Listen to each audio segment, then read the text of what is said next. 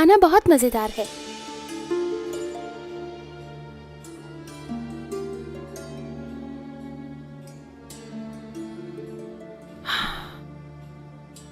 एक दस्तखत करने से कोई भी शख्स इस खानदान का हिस्सा नहीं बन सकता। ऐसा है क्या? तो फिर कैसे होगा ईश्वा मैडम? सिर्फ तब बनते हैं जब आप खानदान की खुशी में खुश और दुख में दुखी हों। नेमत साहब की जिंदगी में पहली बार कोई औरत आ रही है ना? खुशी की बात नहीं है ये? यशवा ठीक कह रही है नेमत। हम इस वक्त एक मुसीबत में हैं। हमें सबसे पहले उसमें से निकलना चाहिए। क्या आप लोगों को मुझसे कोई मसला है? नहीं, हमें क्यों होने लगा? तुम खामखा हसास हो रही हो। यूनुस कहाँ है अंकल? आपने शहर से बाहर भेजे उसे?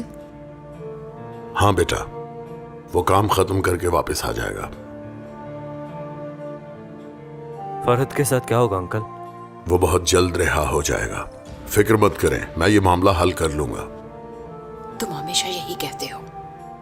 बेटा मेरा जेल में है, जल्दी कुछ करो।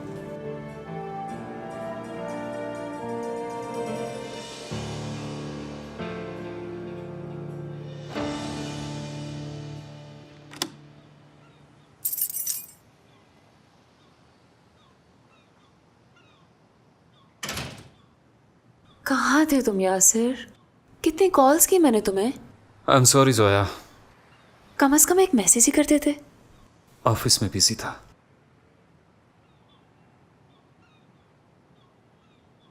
और आसिल भी तुम्हारे साथ नहीं आई?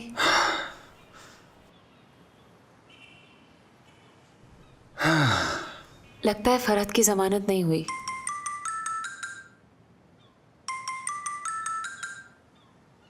जी हेलो। कैसी हो तुम लड़की? मैं यशवा हूँ। जी आंटी, सॉरी आपका नंबर नहीं सेव था। मुझे बहुत ज़्यादा अफसोस हुआ फरहत के जेल जाने का। बहुत शुक्रिया मेरी जान। मैं यासिर से बात करना चाहती हूँ। जी एक सेकेंड। यासिर आंटी हैं।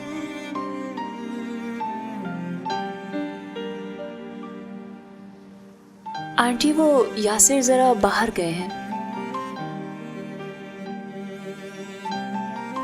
ठीक है बहू, उसे बताना मेरी कॉल आई थी। जी ठीक है, गुड नाइट आंटी।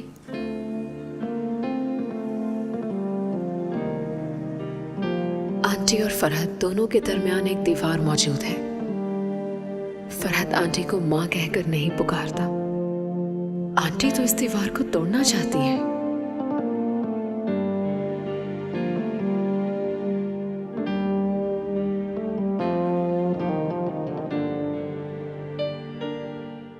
तुमने अपने साथ जुल्म किया है। मैं क्या करूं आबरू, क्या करूं? तुम क्या कहती हो कि मैं यूं ही बैठी रहूं? सुना नहीं उस लड़के ने एतराफ किया है। फरहत ने ही उस लड़के से कहा था कि वो तुम्हें कत्ल कर दे। तुम्हें अभी तक यकीन क्यों नहीं आ रहा? अभी भी उसी की साइड ले रही हो। तुम समझी नहीं आबरू। असल बात यह है कि मेरा दिल किसी भी सूरत फरहत को मुजरिम मानने के लिए तैयार नहीं है। फरहत बेगुनाह है। दरअसल तुम उसके प्यार में अंधी हो गई हो। तुम्हें समझ क्यों नहीं आती? जिस आदमी ने तुम्हें आज तक कोई खुशी नहीं दी, तुम उसी की हमायत कर रही हो। हाँ ऐसा ही था, लेकिन अब वो आदमी बदल चुका है। वो पहले जैसा नहीं रहा। वो नहीं बदलेगा, लेकिन तुम बदल चुकी हो। देखो, उसी ने तुम्हें कत्ल करवाने की कोशिश की है। मैं जानती हूँ तुम्हें मेरी बातें बुरी लग रही हैं, लेकिन मैं सच कह रही हूँ।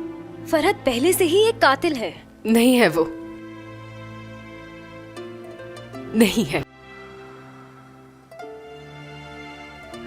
शाहीन सहगल नामी एक आदमी है। सुना तुमने? वो आदमी इस फैमिली का दुश्मन है। नहीं मालूम कि वो किस चीज का इंतकाम लेना चाह रहा है इन लोगों से। वही पीछे है इस सब के। मेरी बात लिख लो तुम। फरहत ऐसा बिल्कुल नहीं है। ये साजिश है आबरू। ठीक है, तुम्हें जो अच्छा लगता है वही करो आसिम, तुम्हारी मर्जी। मैं खाना गर्म करती हूँ, तुम ऐसा करो चाय बना लो तब तक।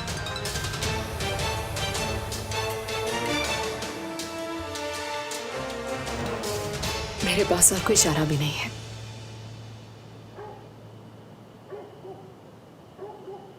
ये लें। शुक्रिया मेरी बुलबुल। इंजॉय करो।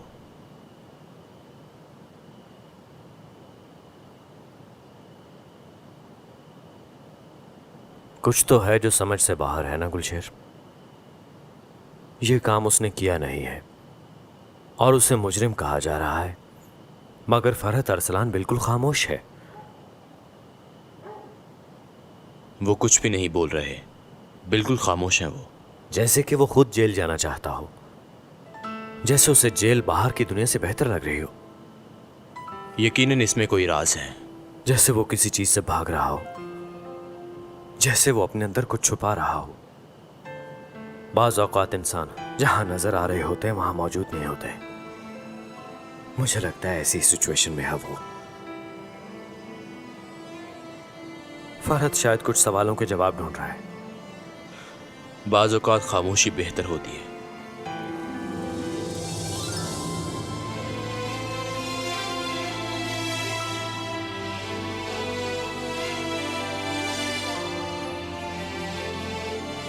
आपके लिए और चाय लाऊं?